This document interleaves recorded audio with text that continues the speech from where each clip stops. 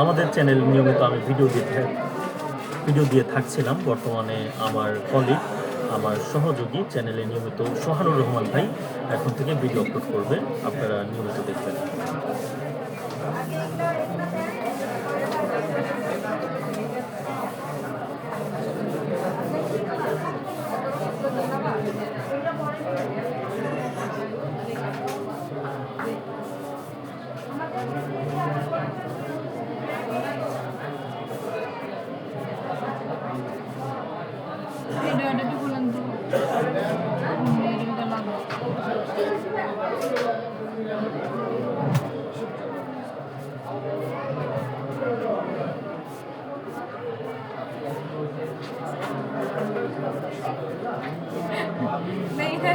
দেখলাম আসলে ভাই